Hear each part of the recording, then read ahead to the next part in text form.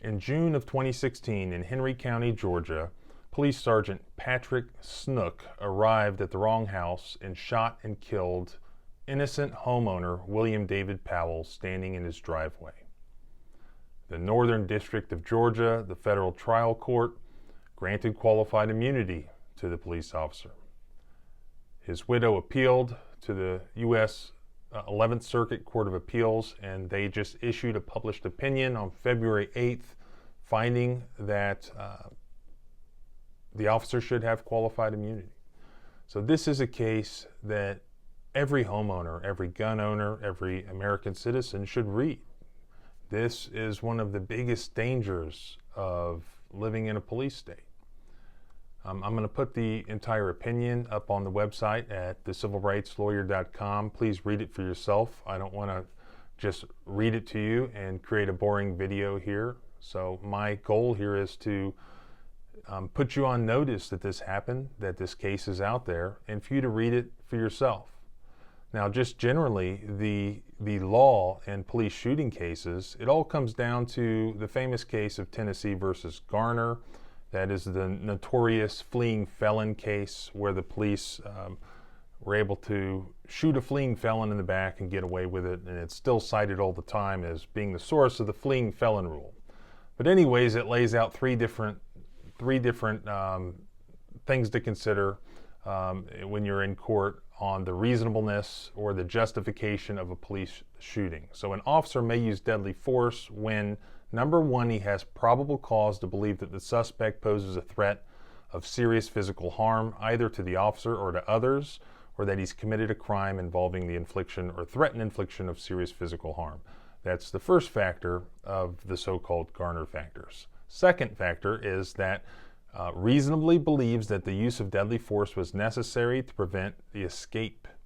And number three, has given some warning about the possible use of deadly force if feasible. Again, that's from Tennessee versus Garner, U.S. Supreme Court case. So generally courts, federal courts across the country use those so-called Garner factors to assess the reasonableness of deadly force when used by police against citizens. I'll note that the courts have held that the mere presence of a gun or other weapon at the scene is not by itself sufficient to warrant the use of deadly force by police. What was at issue here in this case is the plaintiffs, and this was a civil lawsuit, this was not a criminal case. The plaintiff claimed that a warning should have been given. So the police showed up at this homeowner's house. They never had their blue lights on. They were in uniforms, but it was late at night. They were in the dark. There was no warning, no blue lights. Again, undisputedly, the homeowner did not know that it was the police. They realized something was going on outside. I believe dogs were barking. They opened the garage door. The husband walks out first, pistol in his hand. His wife was following him. He's looking around in the dark. Again, nobody said anything. He appears to have seen something. He starts to raise his hand that's holding the gun, and boom, Officer Snook, hiding in the dark, crouched down on a knee, fires his AR and shoots, ultimately killing the innocent homeowner. There were no warnings given. Federal lawsuit ensues. So the court goes through the analysis of whether police always have to give a warning prior to shooting. And that was the claim in the lawsuit. They concluded that the case law didn't say that. Garner actually says, if you look at the third element, if feasible. So then you turn to the facts of the particular case. The facts in this case, according to the court's ruling here, says that they did not have to give warnings because it wasn't feasible, because there wasn't enough time. It all happened so quickly, and a police officer was confronted with somebody, whether they're innocent or not, whether the homeowner or not, they're confronted with somebody raising a pistol in their direction. Now, I think this is an awful ruling. I can point out to you a ruling that went much better in the Fourth Circuit. But what the takeaway from this is that there is no bright line rule that police have to give a warning before firing. They do have to give a warning if feasible. So the key is, as a plaintiff trying to hold the police accountable in court for an unjustified shooting, they have to create these factual disputes. They have to establish during the discovery stage to show to the judges that, look, it was feasible. There was enough time to give a warning. It was feasible. Here, I don't believe that those facts were presented.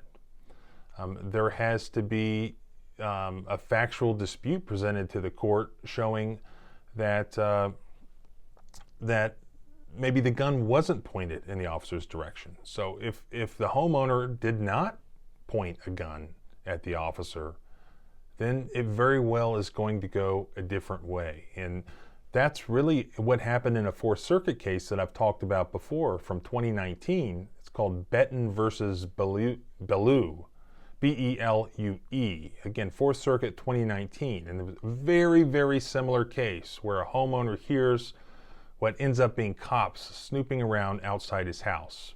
It's dark. There's no blue lights on. There's no verbal warning or anything like that. He steps out onto his front porch holding a shotgun. Even without a warning, they end up shooting him. And the Fourth Circuit took the cops to task, finding that they acted unreasonably, that in shooting him without a warning or identifying themselves first, they violated the Fourth Amendment, and that was excessive force. Now, one possible difference here. Different circuits can rule differently, and that's why we have the Supreme Court to decide disputes between the circuits. But there was one major difference in the Betten case than we have here in this ruling that came out on the 8th.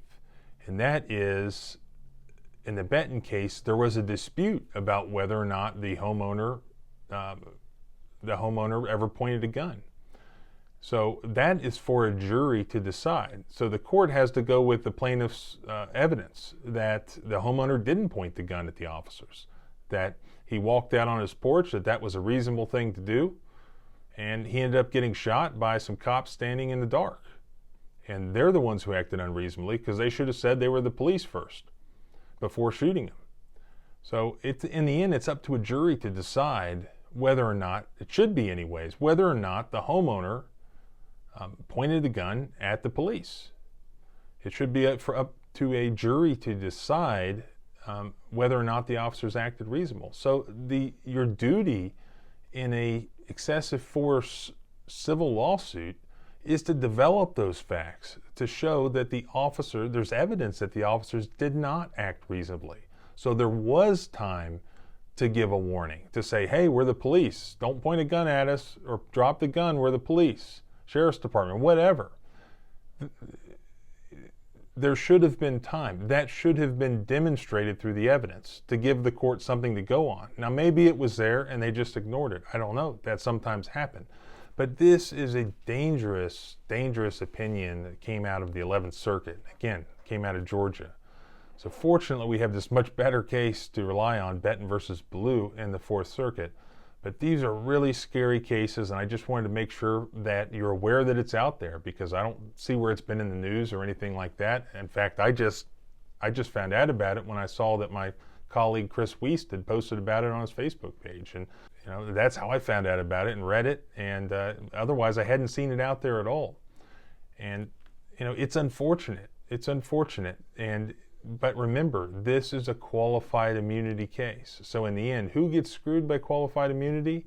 Even though there was an insurance company, 100% probably, covering that officer, covering that department during this lawsuit, who gets screwed?